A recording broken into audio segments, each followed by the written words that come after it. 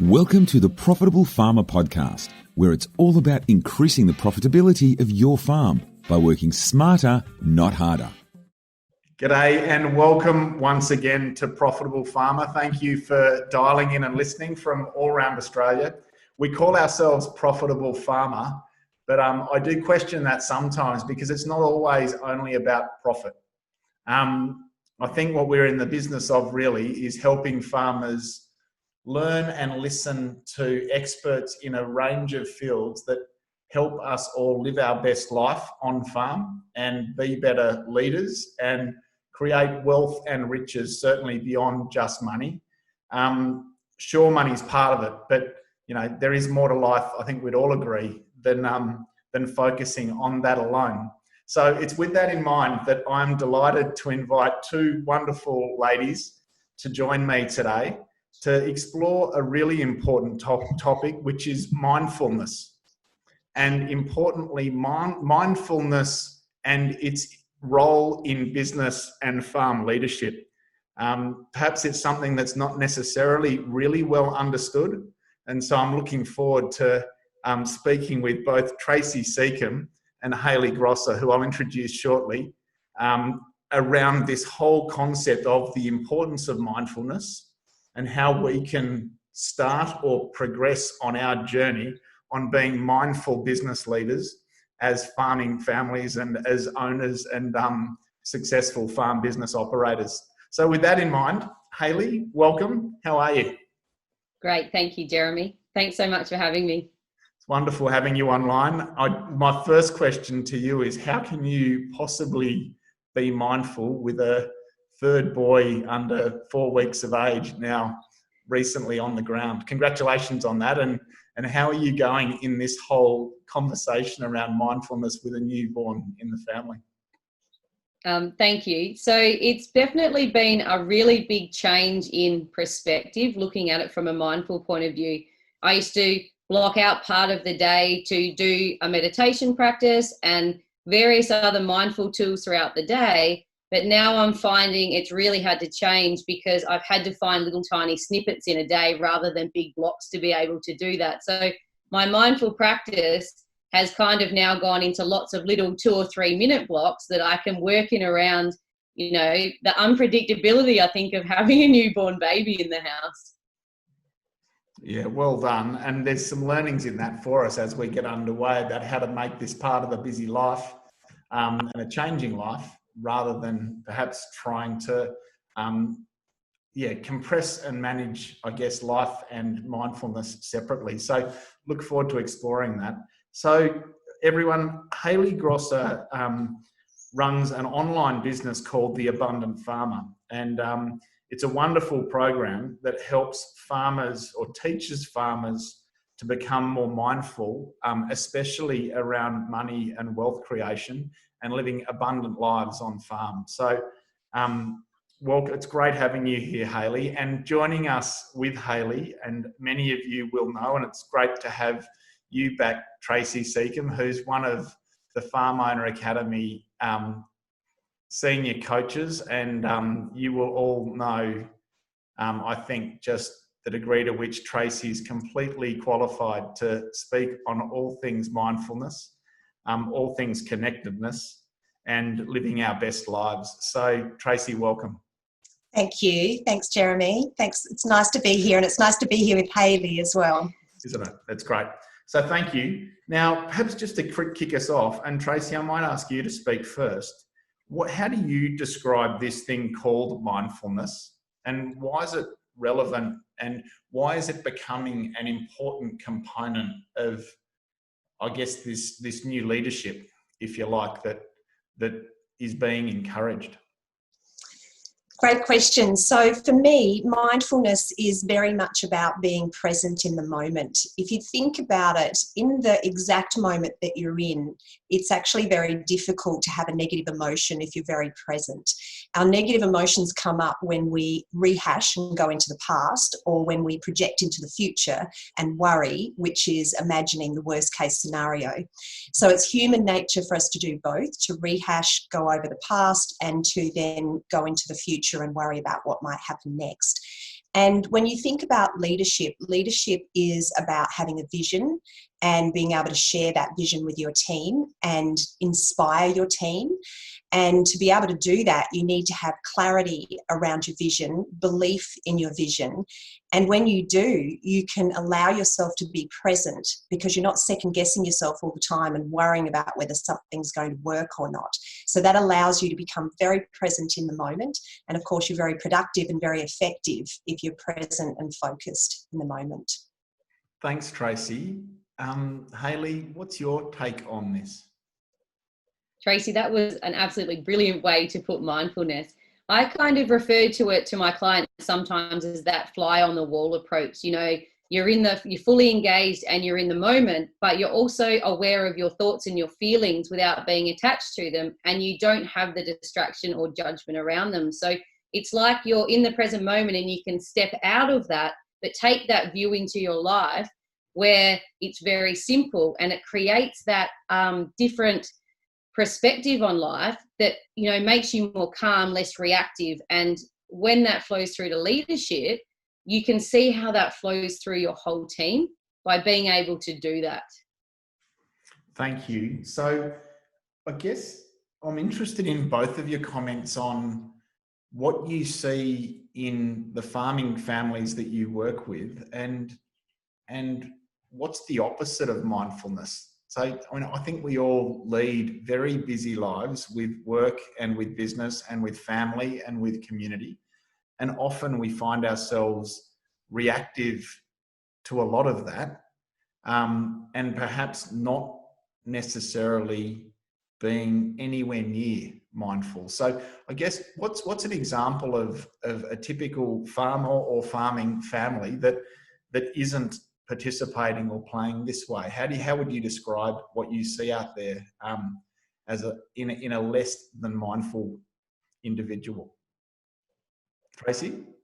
So, and I wouldn't confine this to farmers, but I think that the whole ethic of farming is that we work hard. There's real pride in that, and there is a lot of positive things about that. But I think the long hours and working on the weekends, and the fact that there is a very blurred line between family life and business because they're all in the same package. So somebody who works in a corporate setting can get in their car, drive off to work, drive home and leave that behind and walk into the house, and they're no longer at work. And I think that that gets blurred with the farming families that I've worked with, where you're constantly thinking about work because it's so blended. And so therefore you live in your head. And so rather than being very present, you know, I had this lovely farming man say to me that, you know, he felt like he wasn't present when he was out on the tractor because he was feeling guilty about not being with his family. And then when he was in with his family, he wasn't present with his kids because he was guilty about not being on the tractor. So he was never present for any of it. And I think that there is a lot of conditioning around that. I think that they've grown up watching their dads work really long hours. And then the mum equally is very busy doing everything else. So completely single mumming it in some ways, even though dad's not too far away. And also being available. This is what the farmers' wives tell me, is that at the drop of a hat, their husband will say, come out and help me, with no warning. So there's no planning. It makes it difficult for planning, which allows you to stay very present if you're scheduled and you're planned. Whereas that ad hoc way of living can cause you to always be in your head and not be present and relaxed. Tracy, just to extend on that, how can that play out over time? If we are ad hoc and reactive, and we are thinking about business at home and thinking about home at the farm and all the regrets and stresses that can come with that, how does that play out over time if left unaddressed? Yeah, so there's so many ways. The first thing is that guilt is one of the emotions that we don't need. So there are a lot of emotions that are all very valid, but I find that guilt is one that doesn't help anyone. guilt and resentment. So feeling guilty about something you've done or resenting something that someone else has done. So in the example where the husband isn't present, you get both. So you get resentment from the wife that he's never there, and then you get guilt from him because he's never there. And so both of those emotions gnaw away at you. They're ones that are not effective and they're not well expressed. And so this then starts to break down your sense of self-worth. And when we're insecure and we have low self-worth, we act out in insecure ways, which are negative in terms of our relationships. So then you start to see a breakdown in the relationship, both with husband and wife, but also the children and the parents, because the children just want attention. That's really all they need. Is they really equate attention or being noticed as love. And so this is why sometimes you'll see children act out, because the only way they can get parents' attention is by mucking up and being naughty, so to speak, so that they get some attention. And then, of course, the communication often breaks down because we're so in our heads, we're not present enough to listen. And true communication in any relationship really comes down to being present and listening. So, you know, we always joked with my husband when he was really busy with work that he'd be miles away and not even listening to us and say yes when it didn't make sense, you know, to say yes. And so we really feel that in the families. And so I think that the flow-on effects are health, burnout, because there's no time to look after yourself, health in terms of this negative self-worth because of the guilt, and then breakdown in relationships because of you not being present and not being able to communicate well with each other. Hayley, what's your take on the potential cost of not being mindful? I think too, I kind of refer to the opposite of mindfulness as mindful. And so I think with farmers, their mind is so full of things, like whether it's to do, whether it's to, like Tracy said, with families, you know, they're looking to the future, they're looking to the past, they're trying to get things done in the everyday. It's kind of like having a messy workshop where everything's in there, all the elements are there, except they can't really find it, or they might find it on a given day if they remember where it is. There's no clarity of direction. There's no real place where that they want to actually, you know, there's no place to get clear on what they want to do. So their mind is constantly swirling full of things, and they're trying to be here and they're trying to be there. They're trying to move the business forward, but not actually getting anywhere. And so, you know, this has a massive impact, like Tracy said, on relationships, on where the farm is going, on profitability, on what they're actually achieving efficiency-wise on the farm. And I know this is definitely where the space that we were at is that our minds were so full of things that we just didn't know how to get where we needed to go, because we didn't have the space in our heads to combat any issues that come in, because we were very reactive to it. We didn't have that really big, strong direction. So there was no focus, there was no clarity. We couldn't have that understanding of each other because we couldn't see where each other was coming from. And just the creative part of farming, or just the creative part of our minds, could never be switched on, or the intuitive part, because there wasn't any room for it to actually come through. And so I think a lot of farmers are in this space. Their just minds are full of stuff that it just can't get out, and they just can't get where they want to be. Thanks, Hayley. I really like the messy workshop metaphor. That's really resonated with me.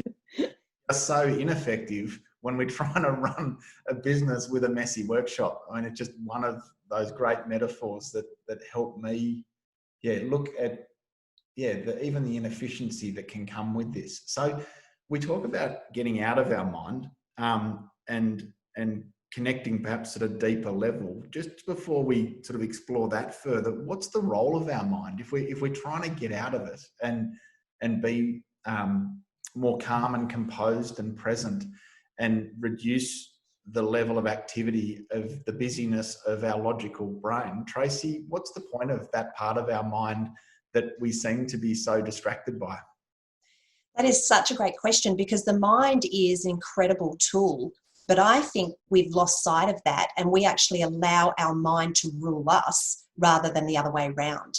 So if we understand that we can be in control of our mind and that we can actually use it as a tool, it can be very, very effective. But when it takes over and our thoughts just snowball and head in a certain direction, or they're very scattered, like Hayley was mentioning, with the messy workshop where it's just all over the place, there is no clarity. And so if we understand how powerful the mind is and we learn how to use it as our tool, we can really create incredible lives. And I think we need to understand the difference between the conscious mind and the subconscious mind as well, so that we can actually develop new belief systems in the subconscious mind, and that will naturally create a calmer conscious mind. Because if we have, for example, been brought up with the idea that to be successful we have to work hard, or busyness is a sign of success. When somebody says, "How are you?" and the person says, "Busy," oh, good, that's a good sign. Things must be going well because you're busy. So we almost wear that like a badge of honor. And so if we realize that we are in control of our mind and we learn the tools and the skills to tame our mind and really get the best out of it, then our mind is so powerful, because everything begins with a thought. So rather than thinking that all of our thoughts are true and that we are our thoughts and that we can't do anything about our thoughts, we can actually plant new thoughts, choose those thoughts, focus on what we want rather than focusing on the problem or what we don't want. Then we will start to take different actions and get different results. So the mind is so powerful, and it's just a matter of knowing that you're in charge of it and that you can change it and how it works. So is it fair to say, Hayley, that a lot of us are in our conscious mind, and that's where the busyness is, and by quietening that we then get to bring the subconscious to the fore and embrace some of its power? Is that part of what we're exploring here? Absolutely, because in our logical mind, we just get things caught up on autopilot. So because we're thinking and we're feeling and acting in the same way all the time, and like Tracy said, when it comes to that, busy is a great thing, we're conditioned to be busy, and so it just plays out unconsciously. It just happens. And so we create all this busyness in our mind from all of this controlled conditioning and patterns that are happening. And so when we actually give ourselves space and step, let's say, out of our heads and take a look back in, what we can start to see is that a lot of these patterns that are happening, we can change. And so we start to see a bit of an image of what's happening in the subconscious mind, all of these things that are actually ruling our life, that are creating our life. And so by being aware of them, we can actually then choose to change them and then redirect the focus and redirect things to where we actually want them to be, where we want our farm to go, where we want to go in life. And I think that's where, like Tracy said, the control comes into it. We get to control how life is by having that dramatic change in mindset. And so I think people underestimate how much we are in control, and it's just really it's another belief or more conditioning to think that we're not. I'd love, Hayley, if you would, just to share your journey in this a little more, if you could. So when you mentioned before, it was a point in time where you were perhaps reactive and life was busy and chaotic. How has your journey played out to arrive you to where you are now? Yeah. So I was definitely a person who loved being busy. We were on the farm, I had kids, I prided myself in being ridiculously busy, being in community events, on different committees. I was working full time. I was juggling everything and thought I was like so successful because this was amazing, this was great. And it got to a point where I think a lot of us do when we're in that high achieving type role, is that I got really burnt out and really hit rock bottom. I didn't want to be doing what I was doing. I just felt compelled that that's all I'd known, because I was very much conditioned to work hard. And if you sat on the couch, you were lazy. And, if the sun's still up, you should still be doing something. And so I just associated success, and that's how we thought on our farm, was how we were going to make our farm better, was that we just needed to work harder. And so I was busy off farm and my husband was busy on farm, and we just were, striving to make it a lot better, but it was coming out of busyness. But we kind of got to the point where we went, okay, we're actually getting further apart. So I'm busy off farm and I have no mental capacity when I get home to think about farming or think about the decisions. I hadn't been to the farm for months, so how would I know what the lambs even looked like? Because I was busy kind of making money off farm to put it into the farm to make it bigger. And then, we were getting lost in this massive process of things being in our mind. And then my husband wasn't feeling supported because I was too distracted, because I had no brain capacity left once the kids were there and I got home, that our business just wasn't getting anywhere and it just was hitting a ceiling. And we kind of sat down and went, this is nothing how we would like life to be. Like, this is not exactly what we signed up for. This is not how we want our farming life to be. So what really needs to change? And so I'd started to go down the path of my own personal development and really starting to get my head around my thoughts and how they were playing out in my life, all my conditioned beliefs, everything that was happening. And that was kind of when we found Farm Owners Academy, which then gave us that direction of going, actually, hang on, where we're at is our responsibility. It's our responsibility to change our lives, and we have the power to do that. And I think the first year in Farm Owners Academy, from a financial point of view on our farm, all we could do was change our mindset. We didn't have the money at that point to be able to go and invest in different things. We didn't have the money necessarily or the cash flow to change our management practice. So all we could do in our first year of Farm Owners Academy was take everything on board we were getting taught about mindset and really put that into practice. And I suppose the first step we did with that was, especially around money, to move that kind of mentality from our business. So because that was our biggest area of blockage that we saw and our biggest area that we needed to take responsibility in. And so that switch in mindset just in that first 12 months is what set us up to completely propel our business into the future. Because we're now in year three of Farm Owners Academy, and we're now only just starting to make those management decision changes. We're starting to make those bigger monetary changes now. And so for us, the power in that mind and the power in our brain was phenomenal in terms of changing our business around. Thank you, Hayley. So what's your mindful practice? What do you do now? Maybe we can answer this in two ways. What did you do 5 weeks ago before you had a newborn? What do you do now so that you can be calm, composed, mindful in how you go about your days and weeks? Yeah. So I'll call it pre-baby, I would meditate in the morning for around about 20 minutes. And that really set the foundations for my day. And then now post-baby, I now just check into myself a couple of times a day. And it's really when I'm sitting down to feed, because I'm really there present in the moment.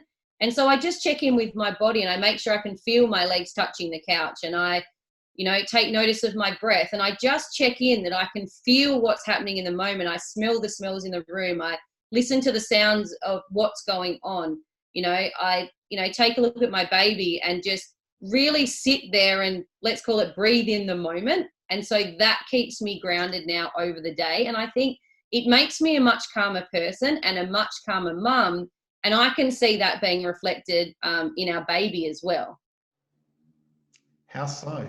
How does it, I know that concept of when I walk into a room that you can kind of feel the energy of others in the room. But how do you believe that being calm and composed and mindful plays out even with your newborn? He's very close to me in terms of energetically all day. And so I can just feel and sense his calmness coming off my calmness, because I actually had a moment a few weeks ago where one of my bigger children weren't exactly being great, and I found myself reacting to the situation and yelling, and then instantly found that our baby fed off that emotion. And you know, he was completely calm and completely content, and all of a sudden he was unsettled. He was like frustrated. He was wriggling around. He wasn't his normal self. As soon as I kind of pulled up myself and went, hang on, this is not how I want to react. Let's just take a breath and calm. He then instantly calmed. So I can see kind of that direct correlation. Just because we're in each other's space the whole day, basically, I can see from moment to moment how he reacts versus how I'm reacting. Nice. Tracy, what's coming up for you as we... Yeah, that's so true. And I think that energetically children will feel it. The younger they are, the more they will feel it, the more aware they are. But we all feel it. You know, every husband has said to their wife, what's wrong? And every wife has said nothing. Nothing. And they know something's wrong. So we can all read energy and we can definitely pass it on. And I love the fact that you mentioned, Hayley, about you in the moment noticing that this is not how you want to be, and you're able to reset. And I think that that's the real benefit of meditation. I think sometimes people are unsure about whether to start doing meditation or how to do it and all of that. But I think it's important to understand the benefit of it and the flow-on effect. And what I've experienced is that presence that Hayley mentioned. When she's sitting there feeding him, she'll notice her legs touching the couch. She becomes present in her body. And when I meditate in the morning, my routine is to open my eyes, meditate, and then walk along the beach, because I find that being in nature is a really calming, energetic influence. And so I feel so calm that becomes my status quo. So as soon as there's a little kink in the calmness, I'm very aware of it. I feel it very strongly. It doesn't go unnoticed. Whereas when I was back in my stressed out phase 4 years ago, running 3 businesses, and supposedly bringing up 3 kids, they must have been bringing themselves up. Don't know how they survived, really. I think that I was like the frog in the pot. You know, the water was just gradually boiling and I never jumped out. And so I wasn't aware of my energy because I didn't know what calm felt like. Whereas now, when you have your status quo as calm, you will notice any little anxiety or any little unusual feeling in your body that feels uncomfortable, and then you can tap in and see what that is. So one of my practices as well is to just notice throughout the day whether I feel completely free or whether I have this little kink in my calmness. And if I do, then I can do a little yoga flow for like 5 minutes, or just a few deep breaths or a bit of a stretch, or walk outside and very quickly bring it back. So I think that that's one of the really great benefits of starting up a meditation practice, is getting that base level and becoming very aware when you're not calm, because many of us are so not calm that we don't even know that we're not calm. To predict, and I reflect on my father when I say this. He left the farm now 15 years ago, and 5 years later looked younger than he did for the 20 years that he was on farm. And I'd say that lovingly and respectfully, but he made a comment that I used to ask him, are you stressed? How do you handle stress? And he says, I'm not stressed. But I think then 10 years after leaving the farm, I think he realized that he'd never lived without stress until, so I think there is so much pressure. And to your point before, Tracy, we're never leaving the farm necessarily unless we're taking a practical and physical holiday. So we're in our businesses and we're in our families all the time. I'm willing to predict that some people have never felt anything other than busy, distracted, reactive, responsive. So I guess my question, Tracy, to you is, for someone who has heard of these things and probably labelled them as not for them for whatever reason, how would you have them get started? Well, that's how the Calmness Code Challenge came about, actually. Is I ran the first Calmness Code Challenge last month, and I just thought I would try it out and see whether it was helpful. And I was absolutely amazed at the results that people got in just 7 days. And I think what people need is they need support, and they need accountability, and they enjoy being part of a group as they do it. And so we were all supporting each other over 7 days and introducing some different ways of becoming calm that these people hadn't tried before.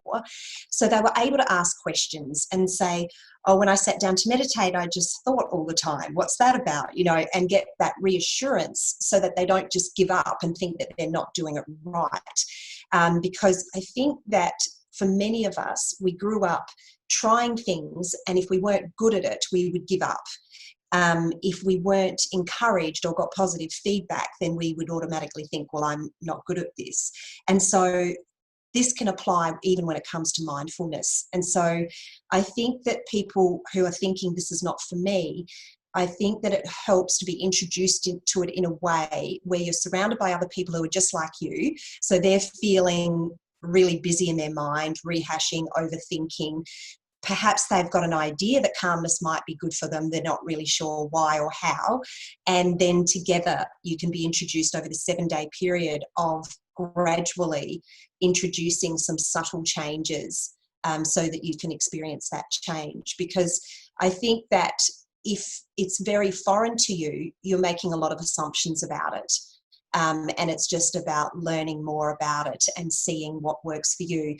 And the other thing that I do, because I came from that space where if someone had told me to meditate, I would have said, I don't have time for that. Classic response. And now I'm the complete opposite. If I have a really busy week coming up, I will meditate for longer.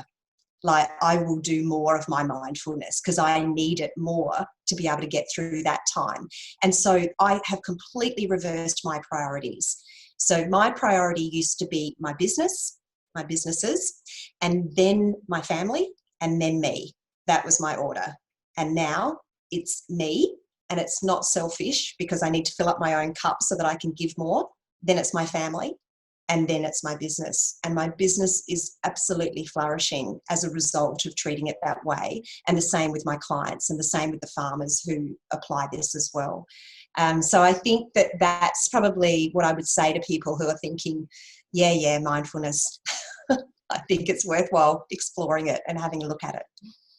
Thank you. I'll come back and introduce the Calmness Code Challenge and explain that shortly, Tracy. But Hayley, what are the ways in which you recommend to people that they might practice mindfulness? So Tracy's touched on meditation.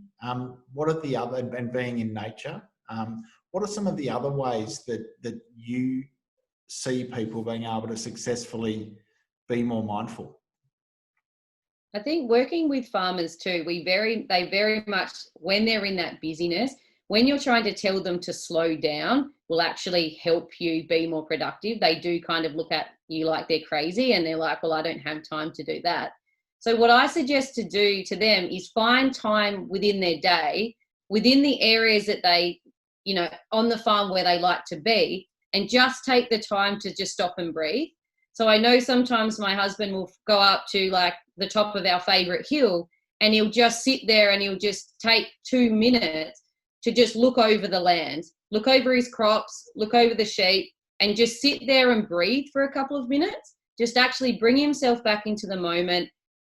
And then it kind of re-energizes him to keep going for the rest of the day. So I really encourage them just to find something in their day that really works for them. So whether that's stopping and breathing and taking that time, or whether it's just sitting in the ute while they're having lunch and just really taking notice of what they're eating or what they're feeling, or whether it's when they're sitting on the tractor, instead of losing their minds, because the auto steers on and they're thinking about tea or they're thinking about what's happening on the weekend or something else, just really get them to get in that space where they feel really present. Like notice what the tractor's doing, notice the crop going in, even notice what's happening on the yield map if that's what's going on in harvest time. Just really bring back that moment and find it in a space that feels good for them. Because sometimes when you, like Tracy said, you say to them, meditation would be really great, they kind of shut up shop because they think they need to be sitting, cross-legged on a mat, going, for half an hour, an hour. But it's not got anything to do with that. It's just really being able to bring yourself back to a moment and just being able to sit in it, take away any distraction, take away anything else that's going on in the world, in your life, because everything in that moment is perfect. And there's absolutely nothing, there's nothing that you need to worry about in that moment. And so it's really just encouraging people to find what works for them in their own space. Perfect, Hayley. Everything is perfect in the present. And I think to your point right at the start, Tracy, that you can't have a negative thought, belief, or feeling if you're focusing on the now. So I really do appreciate that comment. Is it about a 20-minute, half an hour meditation at the start of the day and one at the end? Or is there a way, Hayley, and especially now with a young one, you mentioned just being mindful throughout the day. How do you achieve that practically? I mean, you've touched on it, but I wouldn't mind you just sort of exploring that further. For a busy person in a busy day, in a busy life, how can you grab those moments throughout the day? It's really, you could go the extreme in terms of setting an alarm on your phone to check in, to stop, to have a couple of minutes, or just knowing that throughout the flow of your day, there's, you're not always crazy busy, or you're not always, peaking when you're doing things. So really starting to get people to notice the ebbs and flows of their day, and then in those moments being able to incorporate it. It could be, as silly as it sounds, when they sit down to go to the toilet in the morning, just incorporating a couple of, 5 deep breaths just in that moment. It might be that, when they walk outside to get some wood to pop on the fire, just really start to go, okay, well, before I pick up this wood, I'm just going to take 5 breaths, or I'm just going to basically look at or feel what the morning is, a cool, crisp morning. Like, I'm just going to take in that moment. And so it's really just making it practical from their point of view, and really just getting them to check in when they can. And if that's a reminder on their phone that they need to do that, or if it's just a little prompt that they need to be able to put that in. Because I think once you start doing it, you really understand what the potency of what it is when you're not doing it. So if you can find a way that's consistent for you, then you'll notice when it's not there, because you know how much it enhances your day. And I think it's getting that initial habit happening before, and then it gets the flow and effect after that. Thanks, Hayley. So for me, I used to think that leadership was about control and organisation, and having really clear goals and really well-structured months, and breaking it down to make the most of any minute. I had massive lists with priorities, A, B, C, and I used to think I was just so strong on the time management front. And then I went on this spiritual journey with a wonderful man who taught me so much about letting go of that busyness in my mind. And now I try and go about life just really appreciating that I can only really do one thing at once. And he's actually taught me over time to get out of my head and just check in and feel into what it is that I want to do next, and then just do that. It's a wonderful way to play, in that I have a very concise list now and very little in my diary, and I kind of just finish one task and stop and check in and feel into what it is that I need to do next. And then the next thing comes up, and as you said before, Hayley, it's kind of perfect. So don't get me wrong, I've got lists and structures and all of that, but I'm not beholden to those. And how I live with those structures, I'm now going about in a very different way. Tracy, I'm just keen for your take on perhaps what I've just said, and I guess how we can encourage people perhaps just to slow down and let go of the busyness and let go of that noise, and just allow themselves to be focused quietly and steadily on one thing at a time. Yeah, I love the example that you gave, because I think a lot of people think that busy means that you take a lot of action, and giving up busy means that you're going to sit around and do nothing. And I take a lot of inspired action, and I have a schedule. I have appointments booked in, and I go from one appointment to the other. But as you mentioned, when you're very present in the task that's at hand, that you're not busy, you're actually relaxed. So it's a form of meditation in itself. You know, right now we're having a conversation and this feels like meditation to me because I'm intently listening to each of you as you speak. And so I'm really enjoying this. And the other thing that I would say about what you said before is that when all of us talk about our before lives, it's like we've all had the same story, really. You know, we're all flat out reaching for success, you know, busy bees. And I think it becomes to a different definition of success and asking ourselves the question, what are we waiting for?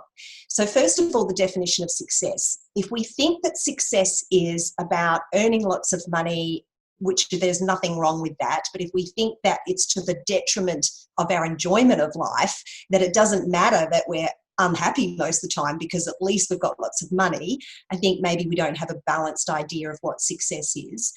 And if we think that we have to do what we're doing as well, and we forget that we're always choosing it.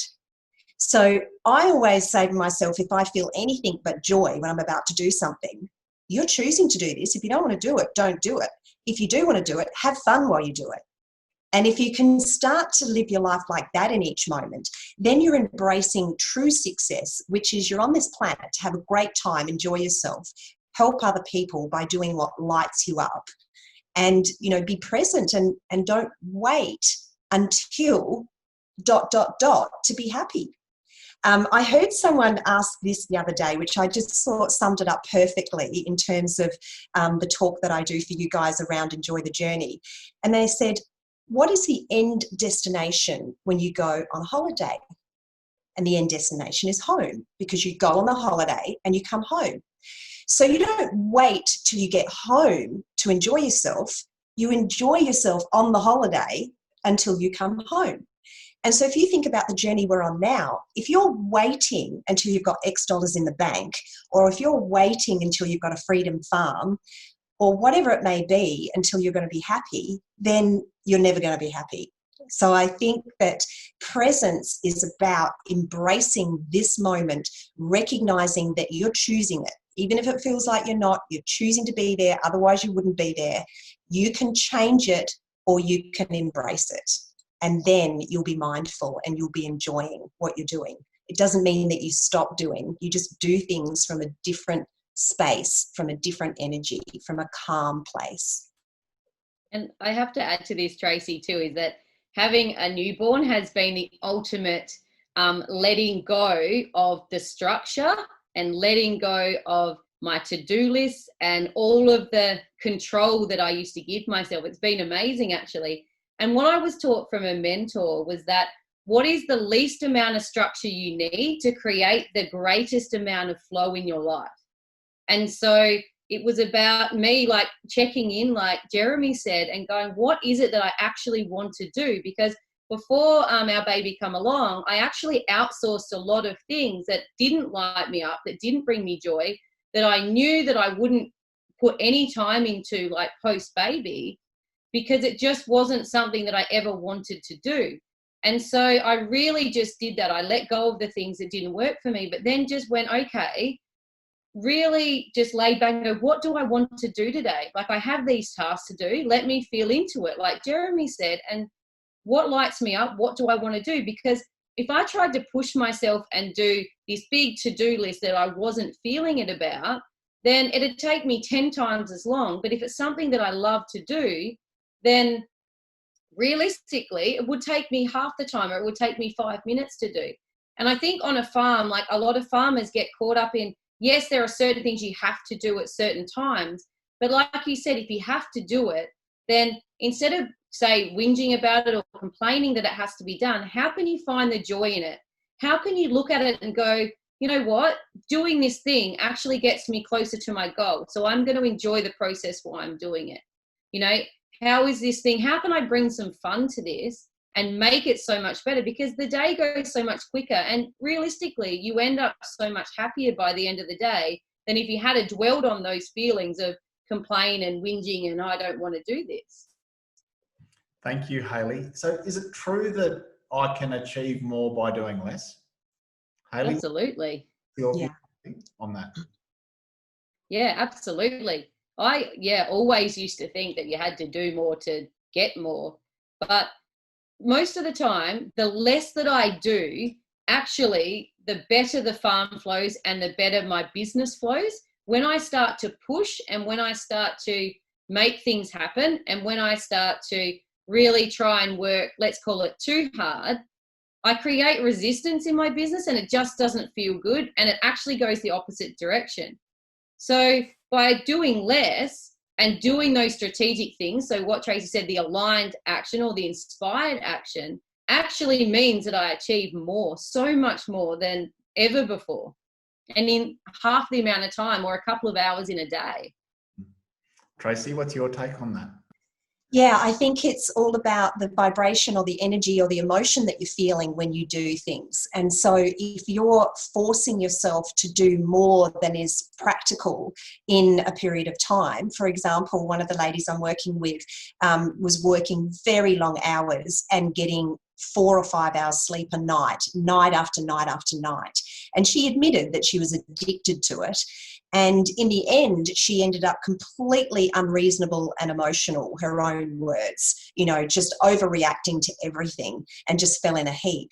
And so she realized that she wasn't actually achieving anything by being this martyr and just pushing herself to work these really long hours, even though she is passionate about the work that she does. So we're no good to ourselves and we're no good to anyone if we just work so hard that we're burnt out, grouchy and irritable.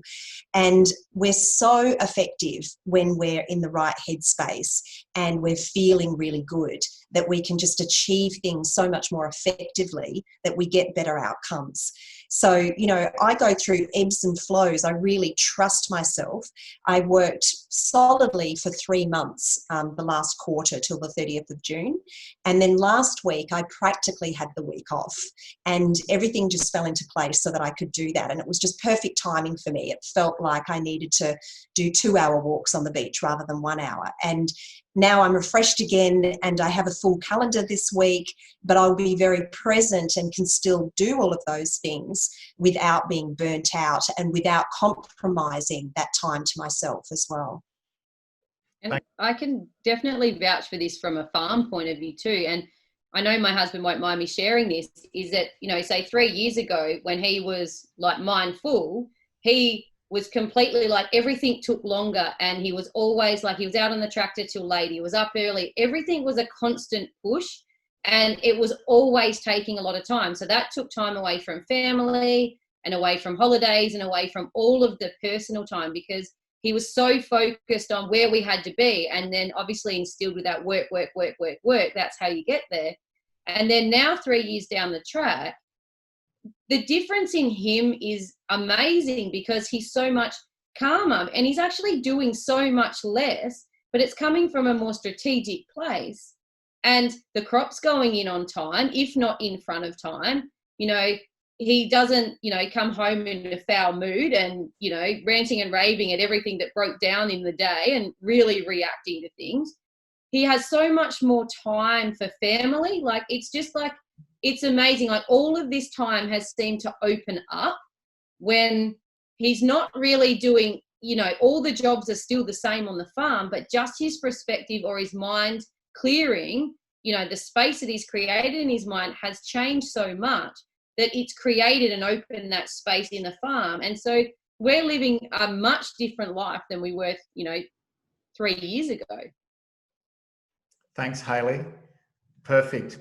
So we touched on a point before about not being so focused on work and farming at home and not being so focused on family and home when farming. Any tips for helping people transition between those two environments and be better able to leave work and leave farming outside the farm gate and, really focus on wife, husband, children, home when we're there? Tracy? Yeah, I think it's a matter of remembering to create a ritual around clocking on and clocking off. So, you know, for example, my husband had the 45-minute drive home, so it was easy for him to be able to, he always walked in the door from work singing. So, you know, we got this happy vibe as soon as he walked in the door, but no doubt he was probably on the phone most of the way home and, you know, dealing with work stuff. But he really learned that when he opened that front door, he took off his work hat and put on his dad hat. And so I think you've just got to make this clear distinction, and whether or not you need some downtime so that you actually have a break between thinking about work and then greeting your family. So whether you can, you know, go for a run or even just, you know, have a few minutes to yourself before you straight away enter the room. I know that my husband and a lot of men say that we as women have more words than men. And so sometimes we need to give our husband a bit of a break when he gets home from work before we start telling him about our day.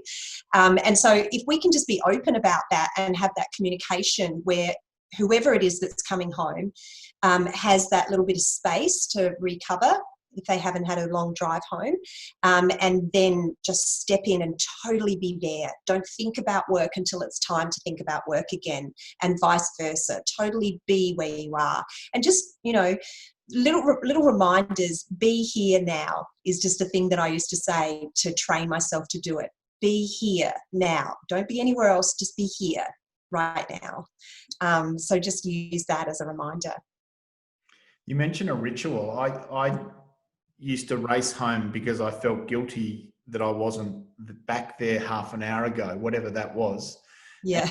And I had to physically teach myself to drive home the longer way, be it from the workshop or from my office off farm, and made a point of just sitting in the car for 3 minutes before I got out of the car to go in the gate. And there was a favourite tree of mine. So I used to sit there and just sort of put a leaf in my hand and just kind of stroke it a little bit. But there were 3 steps up. So the tree was for putting Jane first, and then there were 3 steps up, and then a 4th one into the door. And each one of those steps were for each of my kids. And I used to make a conscious choice to step up those steps slowly and just bring my focus back to each one of our children. So I just think having a little ritual like that has served me well, and a conscious system for transitioning. So I hope that's useful for listeners, but I just think it's so important, especially for blokes perhaps that are racing home and not giving themselves permission just to take that little micro break to reset so that we arrive home in a better frame of mind. Hayley, for you? Absolutely. Like, I agree with both of you. And I know, like, my husband, he'll sit in the ute for a couple of minutes and just sit there and kind of get his composure, I suppose, before he walks into the craziness. But I know when the kids come home from school, because we live in town at the moment, I can hear the school bell go. So once the school bell goes and they're walking home, I know I've got 5 minutes. So when they walk in the door, I always greet them in that same happy manner. You know, how was your day? And I'm never like, rah, rah, rah. Like, I always make sure it's like that. And the same as when my husband will walk in the door, I always greet him the same way, with that happy, upbeat way, because, you know, I want to have, you know, create that relationship. But I think too, for some people, they may get a hard time coming home. You know, why weren't you home earlier? Why weren't you doing this? So I think it's about also, you know, having that conversation with your partner to say, look, I just need this time for 5 minutes for myself to unwind, to then make me a better person, I think, going through to the night. Because sometimes there's not that understanding until, you know, because say for my husband sitting in the ute, it could look like he's just avoiding coming home or he's scrolling on Facebook, but, you know, he just needs that 5 minutes. So I think there needs to be that communication too about what each other needs to have that ritual, to kind of let that go so everyone can be present together. Great. Perfect. Thank you. 2 more questions, if I could. Tracy, firstly, meditation, I guess, is one of the go-to tools that we have to really become present and more mindful. Would you mind just giving us your take on the different types and perhaps where to start if meditation's somewhat new for our listeners? Yeah, I recommend that you work out what kind of learner you are and which type of meditation you prefer. So there can be audio, visual, and kinesthetic. So audio, listening to something. So that can be listening to a guided meditation, or it can be listening to music, or it might be listening to your breath. So if you really listen, you'll be able to hear yourself breathe. Or listening to your silent mantra in your mind. So you're just repeating a word in your mind over and over again. If it's visual, you might actually visualize something. So you might combine audio and visual by listening to a guided meditation that actually gets you to visualize something. So you're actually seeing something. So that's visual with your eyes closed. You can also do visual with your eyes open, where you can stare into a flame or just like really zone out and just stare at a particular object and really focus on that. And then kinesthetic is going into the body. So I found that this was a really good place for me to start. So my first effective way of meditating was actually yoga. So I had tried sitting meditation and my mind was just so busy that I found sitting meditation really frustrating, because I just felt like I was a failure, and being a perfectionist, I wanted to be really good at it. And so I just got mad at myself because I felt like I thought more when I sat down to meditate than when I wasn't meditating. And so by doing some very gentle yoga movements, which is basically moving in time with your breath. So as you breathe in, you do one gentle movement, and as you breathe out, you do another one. So I found it easier to take my attention into moving my body than to try and focus on breath or, listen to something. And so they're the three different things that people could try out. And I would say start for a very short period of time so that you don't put yourself off by finding it difficult. So maybe do 5 minutes. Maybe do 5 minutes of those three, find out which one you like the best, and then just continue with the 5 minutes once a day. And over time, you will naturally enjoy it and want to spend more time doing it. But I think meditation doesn't just encompass stillness. I think meditation is any form of focus. So surfing can be meditation. Walking along the beach can be meditation. Walking through a forest can be meditation. Writing a book, anything that you just get lost in it. For my son, it's playing the piano. Like, he could play the piano for hours, and it's a form of meditation for him. So I think that we don't have to define it as just being in stillness. I think it's that real presence, really so focused on what you're doing, that time just doesn't exist. Thank you. It's golf for me. Once a week, going down to the Gundagai golf course and walking along the river by myself with my Labrador and my golf. I do meditate, but for me, that active presence in nature and in a sport that I love is a really great way for me to do it. It took me a long time to give myself permission to go and do that, but now it has become a non-negotiable, and I think we can find ways to do this in addition to sitting quietly, which is probably a lot of our thoughts around what meditation is. To be able to do it with a surfboard or do it with a golf club in the hand, just as good, right? Yeah, absolutely. Perfect. Hayley, last question for you, if I could. You mentioned mindset and working really hard on that 3 years ago, and I think it was first year of your journey with farm owners. What were some of the biggest changes or learnings that you had by making a dedicated focus on changing your mindset? So I think the biggest key learning I had was that I was creating my life. And so my thoughts, my feelings and actions were actually being projected from my internal into my external reality. So everything that was playing out in our lives, we were creating. And so that was probably my biggest learning. So that awareness then, and actually going, okay, if I'm creating this and it's not turning out how I want it to be, how do I then, and which is where I went into like changing our mindset, was that if I can create what I don't want, I can create what we do want, or what I do, like what I want. And then when you actually start to do that, you see the endless possibilities that can happen, because you actually see that you're in control of life. So that was probably our biggest shift, was actually just starting to become aware of our thoughts and our feelings and our actions, where they were coming from, and reprogramming that. And then actually seeing them play out in our external reality were amazing. And so, like I mentioned, like around money especially, like it was only probably 3 months of changing our mindset around money that our financial situation started to dramatically change. And so what kind of was phenomenal and blew my mind is that something so simple in terms of our mindset, which you can work on for free, you know, you can work on yourself, you can read books, you can do what you want to do, can actually have such a big impact on your business.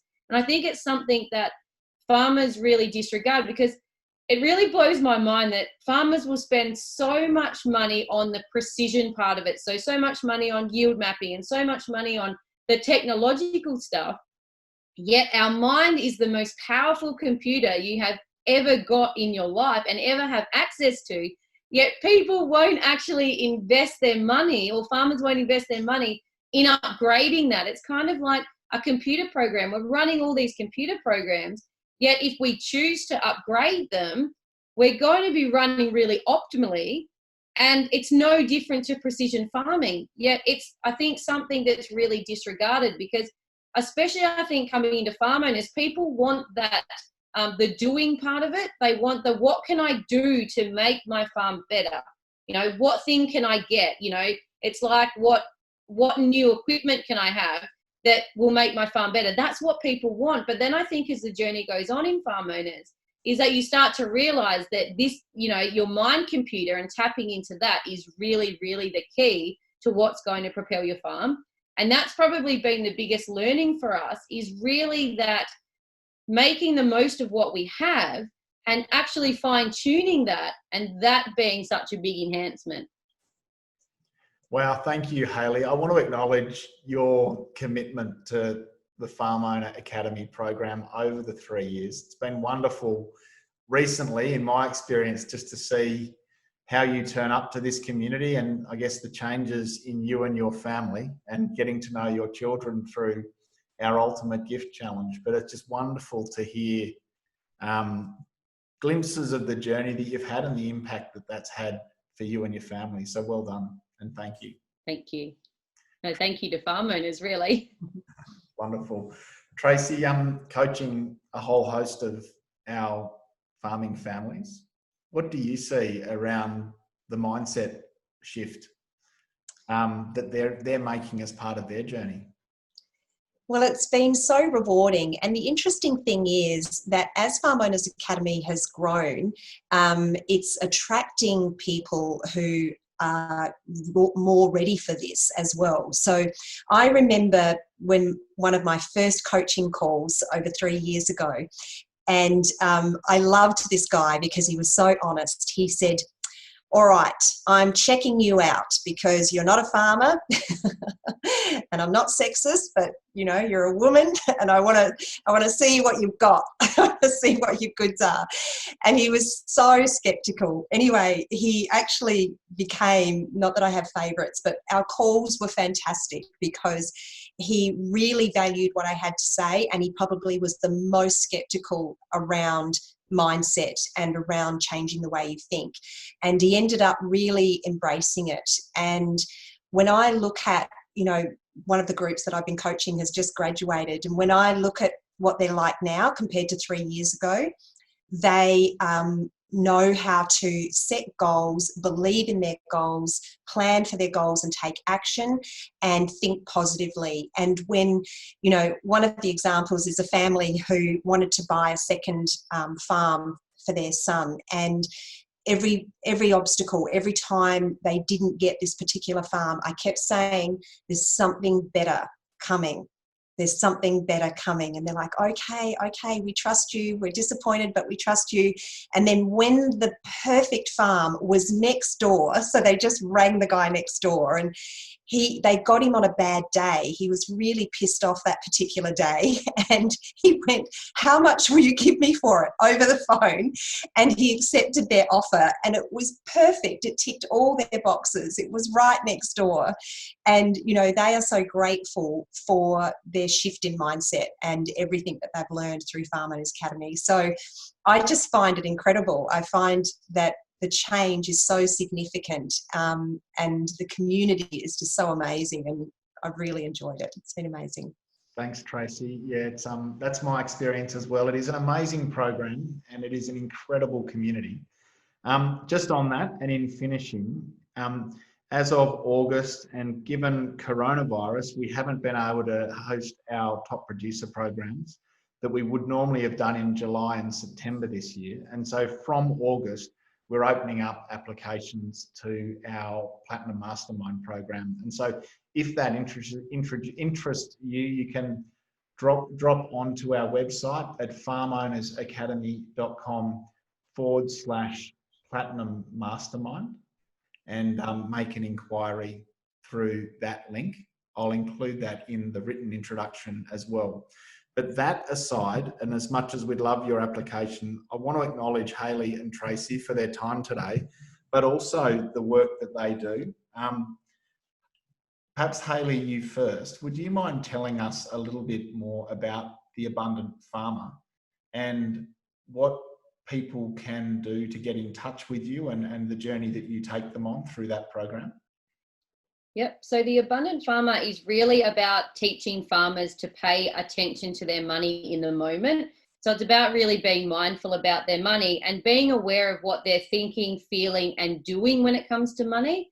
Because I find that money is the biggest stressor on farms and in a lot of people's lives, but it also is the biggest remover of passion in farmers' lives.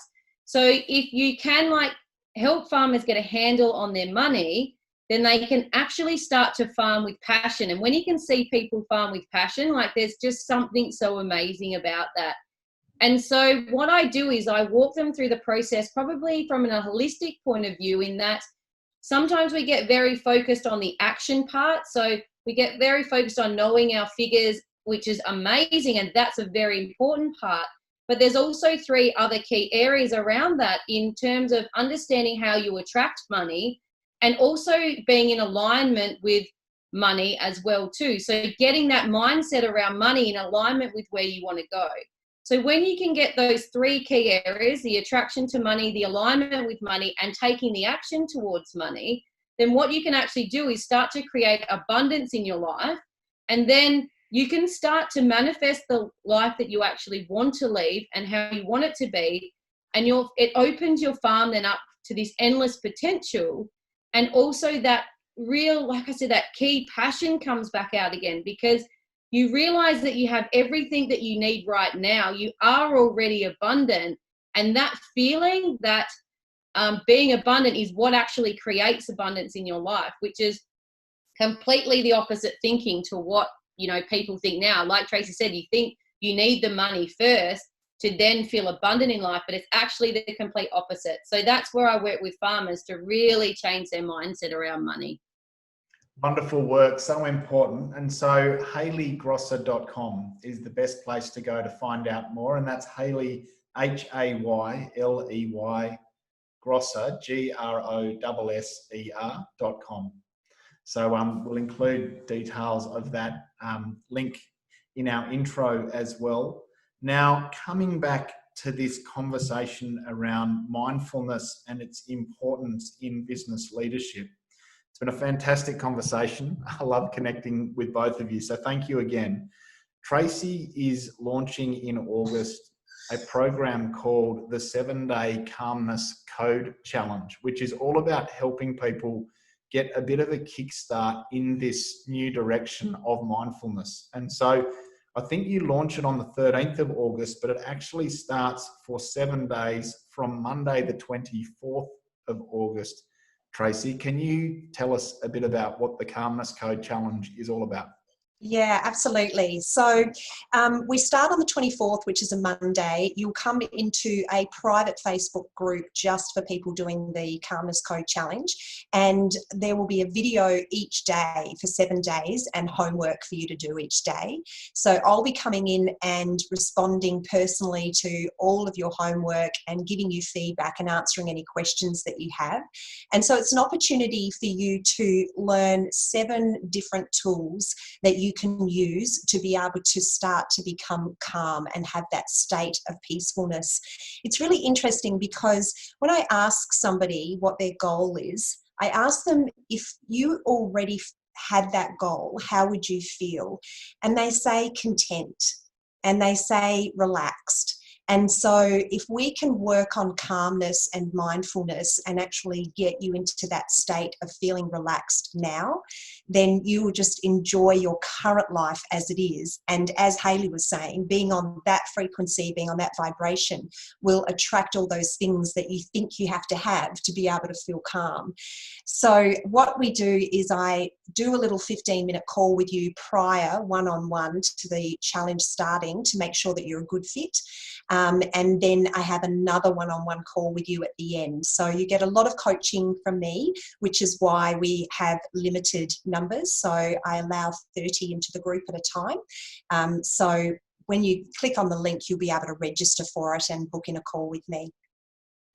Perfect. I've been lucky enough to be part of one of Tracy's programs over the last 6 weeks, and it's been wonderful already and fantastic to do with a small group of other farming men. So I can advocate personally for Tracy's ability in this space.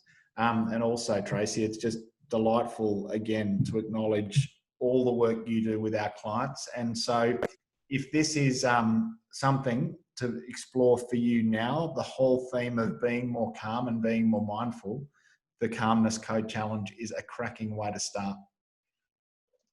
Thanks, Jeremy. Perfect. So ladies, thank you so much. A really important topic. I pinch myself a little bit. It seems a little bit odd to be talking about all of this out to hundreds of farming blokes and their partners and families, but I just think it is such an important topic. And just encourage people just to embrace the tips that Tracy and Hayley have shared around slowing down, being more present, removing the busyness, leaving work there so that we can be more present where we are, perhaps, and just giving yourself permission to let go of ego and to check in with where you're at and to enjoy the moment so that, yeah, life can be more pleasant and more enjoyable in every action and every task and every choice that we make. Hayley, thank you. Thank you so much for having me, Jeremy. And thank you, Tracy, too. Oh, thanks, Hayley. And thank you, Tracy. You're welcome. Enjoy your few weeks, guys. Take care and be mindful. Bye for now.